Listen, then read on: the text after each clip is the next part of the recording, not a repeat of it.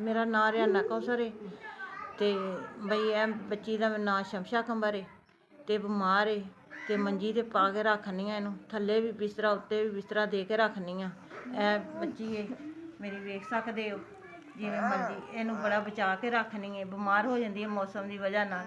ते इनू इस तरह मैं कज कज के रखनी आ। ते कदी मैं इनू उत्ते देनी आ भी ठंड ना लग जाए। ठंड लग जाती है फिर डॉक्टर को चुक के लिजानी पैंदी है, फिर रक्षा भी कराउणा पैंदा। फिर वो पैसे 3-4 हज़ार रुपया वो लै लैंदा। थोड़े बहुते डॉक्टर को भी जाइए तां भी 3-4 हज़ार रुपया लग जाता साडा।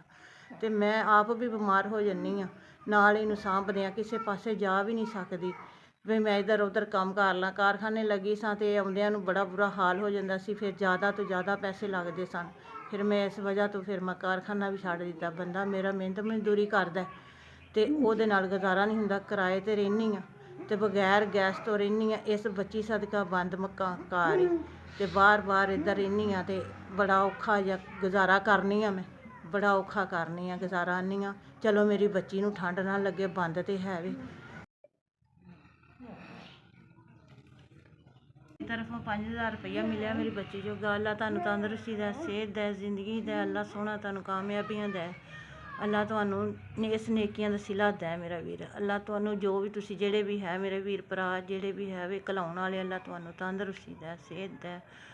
तुहानूं हर हीले किसी गल दी कमी ना रब छड्डे। मेरी बच्ची तुसीं मदद करी है, बहुत अच्छे हो तुसीं जिन्हां ने मदद करी है मेरी बच्ची दी। तुसीं घलाए ने उन्हां मेरी मदद करिए ते अल्लाह तुहानूं तंदरुस्ती दै, अल्लाह तुहानूं सेहत दै, अल्लाह जिंदगी दै। तुहाडे बच्चिआं नूं भी तंदरुस्ती दै, तुहाडे बच्चिआं नूं भी सेहत दै मेरा वीर। ते वीर हो तद पुत्तर हो तद जो भी कुछ लगदे हो, अल्लाह तुहानूं तंदरुस्ती दै। वीर भरा ही हुंदे ने, पुत्तर वर्गे ही हुंदे ने भरा भी। अल्लाह सोहणिया अल्लाह सोहना तुहानूं तंदरुस्ती सेहत अता फरमाए।